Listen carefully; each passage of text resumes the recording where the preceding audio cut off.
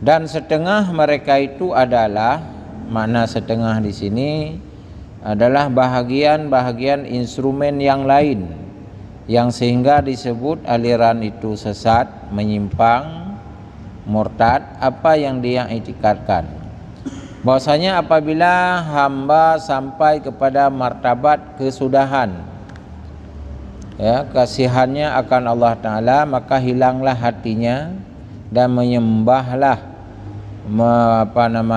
kasih akan Allah Ta'ala, maka gugurlah daripada segala taklif syarak dan terangkatlah daripadanya segala ibadah, maka jadilah ibadah itu tafakur jua, maka yang demikian itu menjadi kufur. Ada aliran yang berkembang ketika gridnya sudah tinggi, dia ibadat tidak wajib lagi. Ya. Jadi semua hukum taklifi gugur karena dia sudah berada pada posisi tafakur. Jadi di dalam grid para sufi ada 4 grid dia. Ada namanya syariah, ada ma'rifah, ada tariqat, ada hakikat. Bila ini diiktikadkan oleh orang yang awam, sehingga ketika gridnya sudah sampai pada grid hakikat, dia tidak wajib lagi salat. Sehingga ada komunitas, ini di Aceh juga ada, ya, dia mengatakan tidak wajib salat lagi, berfikir saja sudah selesai. Kalau di Jawa ada ajaran eling-eling, ya, jadi pit mata waga kabereh napa yang semayang ni. Pertanyaan, akidah seperti itu murtadkah? Ya. Kenapa? Dia telah menghilangkan hukum syariat, hukum taklifi.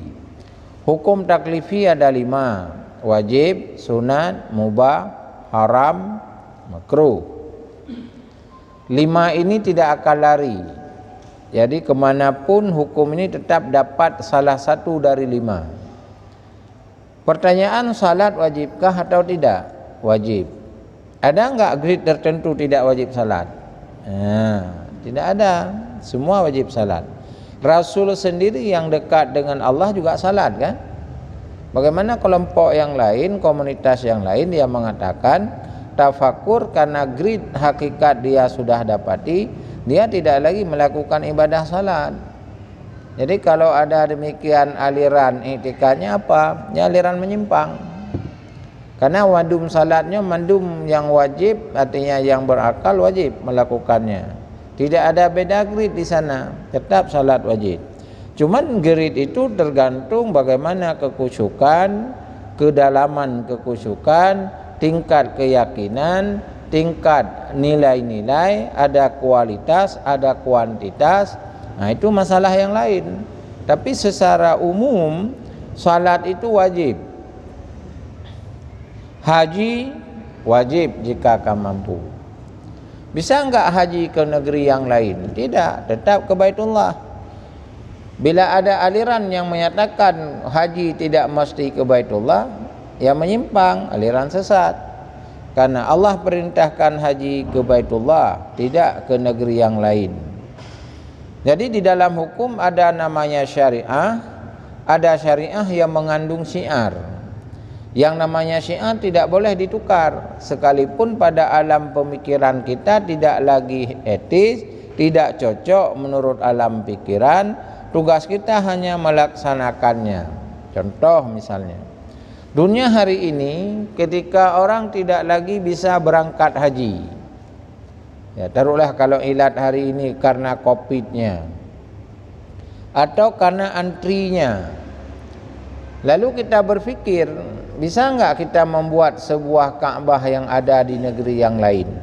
Nanti soal model Ka'bah kita tiru, fotokopi paste lah. Kalau hari ini tingginya berapa, lebar berapa, semua kita buat persis. Sah enggak hajinya? Tidak.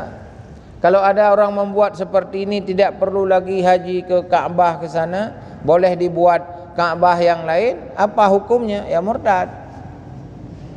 Kemarin ada muncul, apalagi isu yang dikembangkan oleh pihak komunis, pihak PKI, Tu apa datang ke Arab memperkaya orang Arab saja. Punya sembah batai ke dia bukan. Habis peng bina kawat PKI. Lalu kalau ini iktikadnya, dia mengatakan tidak perlu Kaabah ke sana, dia buat lain aja, buat biar aja income negaranya lebih bagus. Ya, kufur dia. Kenapa? Menentangkan hukum prinsip. Hadis sahih, ayat Al-Quran, ya kan, bersifat mutlak, tidak mungkin kita tentang, tidak mungkin dia salah. Artinya apa? Yang memerintahkan haji siapa? Allah. Allah perintah ke mana? Ke Baitullah. Boleh enggak kita ganti lain? Tidak. Yang memerintahkan haji siapa? Rasul. Lewat hadisnya, Bunyal Islamu ala khamsin, syahadati an la ilaha illallah wa iqamis shalah wa itiz zakah wa shaum wal hajj man istata'a ilaihi sabila. Bisa enggak kita ganti haji di tempat yang lain? Tidak. Jika ada orang menggantikan ibadah haji, ya kufur ya, karena menentang prinsip. Kembali kepada persoalan pokok dalam akidah aliran ini, dia mengatakan orang-orang yang sudah sampai pada grade yang hakikat, dia tidak lagi perlu salat, cukup hanya bertafakur. Aliran ini adalah aliran sesat yang jangan kemudian kita menjadi terpengaruh, karena ini menentang firman Allah Subhanahu wa taala dalam Al-Qur'an. Terjadi hukum taklifi kepada hambanya dengan syarat-syarat tertentu, Islamnya, baliknya, kalau salat masuk waktunya. Jadi tidak bisa kita pindah ibadat mahdah kepada ibadat lainnya. Artinya salat hanya taganto, haji hanya taganto dalam pengertian tak pegat buat tempat lain. Ya hanjir. Salat menansitnya ibadat badaniyah, enggak boleh diganti. Contoh Mesir, urangnya katanya sei tu, ataupun sakit tu, ataupun orang kaya. Ganyan orang kaya gemi tapeng bek terganggu lah, kira-kira orang kaya yang pikiran nafsu, Gehoi tidak orang. Pat buat drone lawanya. Hai hanabut pahitat. Ya kan. Nyo kan na semayang siuro semalam limbang wate. Muno matang lungjuk peng keron siuro sirutuh tugah semayang ngatalung dia. Je. Tak pupah semayang. Hanjut. Bahkan salat adalah ibadat badaniyah, tidak boleh diwakili. Yang namanya menyangkut dengan badaniyah tentu harus berhubungan dengan dirinya. Aktivitas harus dilakukan oleh tubuhnya, tidak boleh diwakili dalam ibadat badaniyah. Sama seperti kebutuhan biologis. Kebutuhan biologis itu hajat biologis. Makan, minum, hajat biologis. Bisa enggak kita katakan sama orang, hai partner, oh pahitan Mbak Hasan, thi kameng. Oma nyolon ni pa igli henjak lon tren no, tadi lon pa joh bulung na saudara. Urang pa joh urang iwa. Jadi hanjir tajumnya mana ibadat mananci hanjir tajum bago. Monya ibadat maliyah je. Bahkan karena peng itu berlaku kimah bukan berlaku in. Contoh, kata aja tanya ulam baru mesti yang paling tahu. Pan ulam baru upah 16 sia tak 2 kilo. Tu tenwa lunjuk peng lain. Je. Je karena kimahnya sama. Tidak mesti uang yang dia kasih kita kasih lain. Penting kimahnya nilai. Paduk 16 sia mana 350. 2 kilo leher tu. Boleh diganti uang lain karena amanah tadi. Demam ya salat, lanjut haji, tajak tukar tempat tidak bisa. Dia mesti pada wilayah-wilayah tertentu. Kembali kepada persoalan pokok. Mana orang mengatakan hana wajib semayang le karena ganyan ka kasyaf, ka hakiki, ka muhakikin, itu aliran menyimpang. Ya, jangan diikuti. Di Aceh sebelum tsunami pernah terjadi daerah Ngangkrongcut ke deh punan ni, yang na awak buduk awak puang punan ni pu kampung Podiam. Jadi dah berjihinan galam tsunami, ingat hana wajib Jumaan kan picerok lewat kampung kan, picerok di Pekan Badar kan cit hana wajib Jumaan picerok guplung landubah landubah picerok pakon sesuatu yang menentang syariat tidak mungkin, karena hukum taklifi kah jelas dia, sunatkah, wajibkah, mubahkah, haramkah, makruhkah, itu hukum taklifi, nggak bisa larang dia. Nggak hukum negara dua saja, yang kerja hukum agama paling lengkap, negara paling-paling melarang dan memerintah, lebih banyak anjir. Agama na solusi, bak tengah mubah, tetap nak hukum kan. Ohnya perintah, ada tingkat wajib, ada tingkat sunat. Oh hanya perintah, mubah. Ohnya larangan, haramkah, makruhkah? Lengkap no limang buah hukum taklifi. Hukum negara cuma dua, so hebat. Cuma pakan hukum agama hanya diberlakukan oleh negara, itu tok karena pimpinan negara. Yang kerja memilih pemimpin itu penting. Yang kerja ketika berbicara politik bahwa itu bahagian dari agama. Jadi dia menyatakan pisah agama dengan negara, agama haitem dalam negara. Terjadi sekularisme, polarisme dan liberalisme agama. Jadi sehingga agamanya mati. Karena negara di dalam kehidupan bernegara, dia hukum berada pada wilayah sipilu namanya. Ada keinginan-keinginan para pemimpin. Kalau pemimpin ini jahat, ya negara ini akan jahat. Artinya kekuasaan dia adalah menikmati hawa nafsunya, dia tidak peduli kepada rakyat, kesejahteraan rakyatnya. Maka menyetanging butir-butir Pancasila, apakah dikalan secara substantifnya orang menyebutkan syariat? Karena 5 sila itu kan nuansanya agama kan? Keadilan sosial bagi seluruh rakyat Indonesia. Benar enggak perintah agama? Sila pertama, ketuhanan yang Maha Esa. Benar, lakum dinukum waliyadin kan? Anda Katolik, ya, keyakinan Anda, jangan ganggu agama kami. Anda Buddha, Anda punya keyakinan Dewa Siwa, Dewa Brahma, Dewa Wisnu, silakan, jangan ganggu kami Muslim. Kami qul huwallahu ahad, Allahu samad. Kan benar sila pertama ketuhanan yang Maha Esa. Kan bersyariat itu, cuman tidak ditulis. Maka pakan ulama awal waktu merdeka getim sepakati 5 silanya. Karena asalnya agama. Kurangnya ya ubah undang-undang HIP yang muno demo. Positif belum no. HIP. Po HIP hup. Undang HIP-nya adalah undang-undang haluan ideologi Pancasila. Jadi 5 sila dibuat eka sila, tri sila. Waktu itu bak Pancasila ketuhanan hanale kalimatnya diganti dengan sila percaya kepada ketuhanan dan budaya. Jadi Tuhan yang enggak budaya. Kan aneh. Jadi punya Tuhan dan enggak budaya menganggap damian Tuhan yang kelagian Tuhan. Nya teman. Teman supo pikiran undang-undangnya menyakan tapi KI lain benar teman. Ya hanya bertuhan. Agama mana yang bisa Tuhan sekehendaknya? Tidak ada. Semua agama ada Tuhan, cuman salah Tuhan. Dia awak Kristen Trinitas ya menurut keyakinannya, menurut kita kan. Tapi nah Tuhan Trinitas keyakinan mereka. Di Hindu ada Trimurti, ya ada Tuhan. Di PKI Pak Tuhan nih. Hana agama ya hana Tuhan.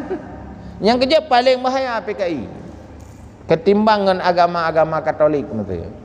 Kan agama Katolik kau mangat juta bertupai. Kah Pak Tuhan ke? Ipai bag gereja aja ke deh. PKI pada bertupatnya. Nah cara. Jadi di sisi inilah ketuhanan yang Maha Esa, keadilan sosial bagi seluruh rakyat Indonesia, pulam tilakal haya. Kemanusiaan yang adil dan beradab. Yang ke agama madung kan. Maka ji ulama awai pakan getim kagetepu asalnya atas agama yo. Cuman hana getuleh dengan bahasa agama. Maka jika mundur pada kalimat syariat wati siro amarami sureng Kristen siro dalam merumuskan undang-undang Pancasilanya menjadi pukun KUH pukun yang 10 tokoh punannya tim 9 istilahnya. Jadi pakan getim. Ya, orangnya katanya kalih tak menyerah, kalih tak tim, artinya kada sepakati demi keselamatan bangsanya. Terus kalinya kai ubah lah. Yang kerja kau ulah-ulah, yang kerja payah lawan. Yang kerja mono lawan, terus demo. Hentikan undang-undang HIP kan. Nah, jadi ketika hana Tuhan yang bermasalah, masa Tuhan dan kebudayaan? Tuhan dianggap budaya, agama budaya. Yang namanya budaya kan hasil karya, hasil cipta. Masa agama hasil cipta? Berartinya agama manusia bukan agama Tuhan. Tengah na orang lain yang pemimpin negara, menurut laginya agama, hancurlah agama. Jadi kembali mana politik bahagian dari agama, memilih pemimpin itu sangat penting karena tidak mungkin kita masuk ide agama, nilai agama jika pemimpin negara tidak paham dan tidak yakin dengan agamanya. Kerja memilih pemimpin penting. Bentri tadi kenang pengelam ya tahun 2020. 2020. Nya pasti ke, hai pilih presiden, pilihnya kan pilih agama hanampu api. Piu, mi urung paham agama. Kiban dijalankan agama, mi pemimpin hanama agama. Yang tak pilih bukan urang agakkan agama, urang yang paham agama agar agama baiklah. Orangnya na masalah. Na terasa orangnya tanya. Nyan bak sekula, pelajaran agama kaili. Bahasa Arab kaili. Nyan pakai tupo ide kan. Kan? Man tanya diam, iban kader akan datang. Pertama ketika terjadi dering bak sekolah nemin hana tamang rumah sekolah, posiploh na pelajaran. Inan iklan ji salib. Nyen tu ide. Jadi urangnya hana mesti tajak bak gereja, jet ke gereja. La rumah taduk dengan siaran outline nya mandumna. Onian kajian orangnya prem si pegah uang pupeng yang peng pulsa apa? Kuda. Boleh bayar dana bos untuk belanja. Teman thoi yang kaya, kan Cina buduk silam kaya. Kethoi tamang peng pulsa yang thoi mat perusahaannya. Cina alam kan? Itanya pu mah rahung lah. Medeh di urang tayo taintan ane mek sekolah lagut kuih masih reduh apa? Nah labai mang 10 ribu kaje ke sedekah kok kaje kauri. Nyoh na pulsa ke Cina yan lah. Pak labai man. Jadi menyamanan memilih pemimpin itu penting.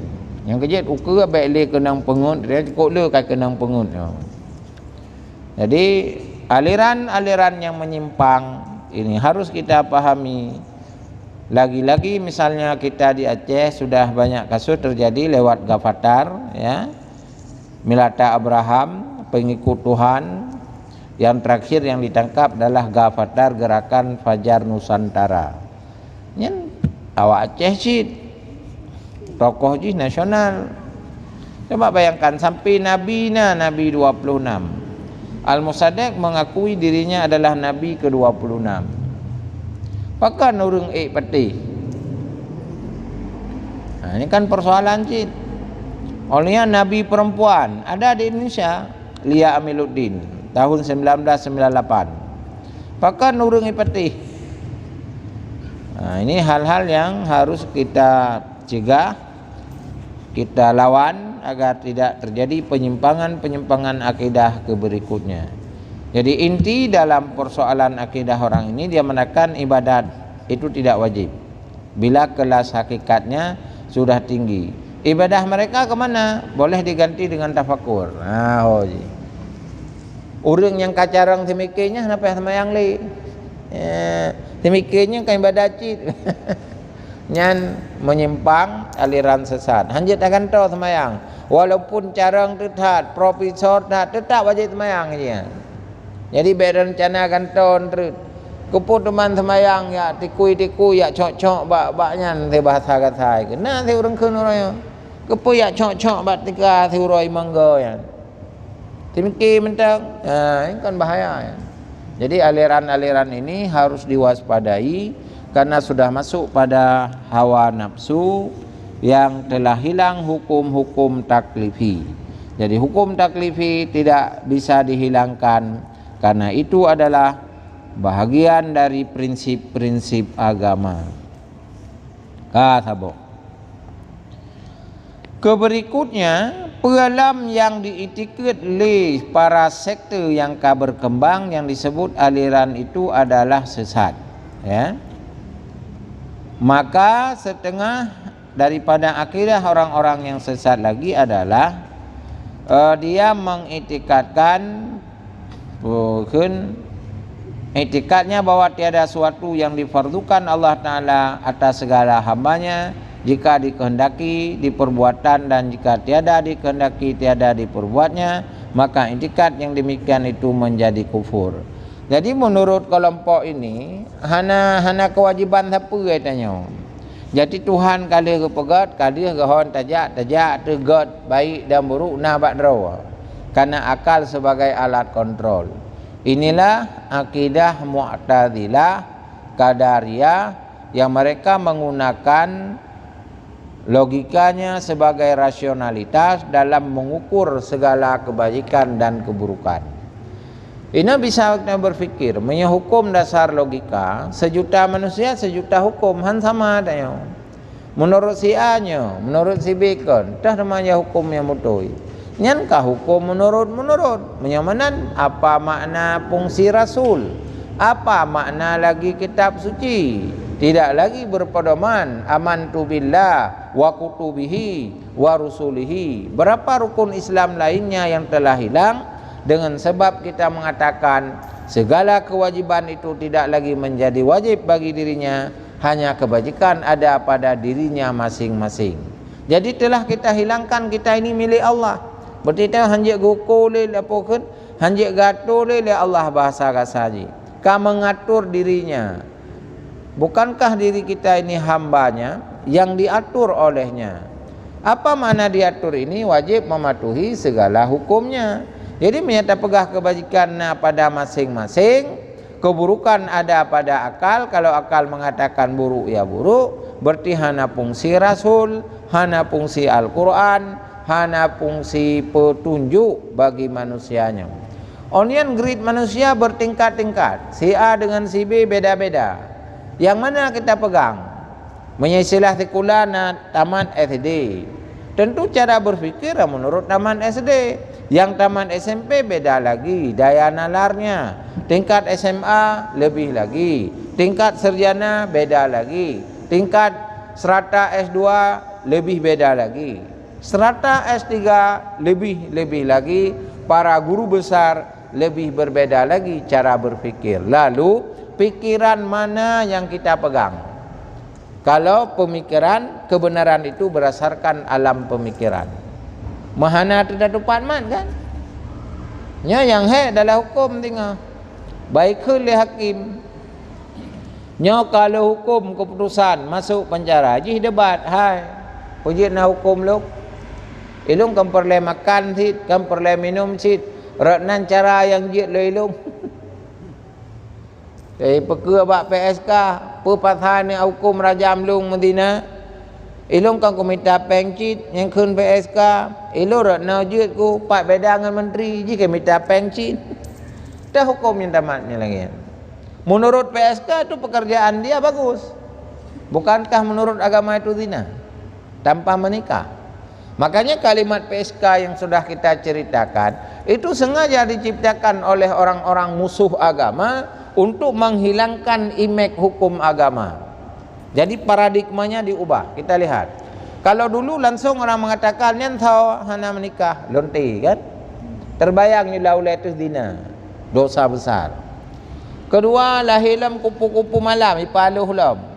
olehnya prostitusi, olehnya WTS po, WTS wanita tunasusila, olehnya mesum maluh lam mesum, olehnya dipaluh lam PSK. Ingat, kalimat PSK di samping halu dia ingin menggiring kepada legal perbuatannya. Kita lihat, PSK adalah singkatan dari P pekerja, S PS pekerja seks komersial.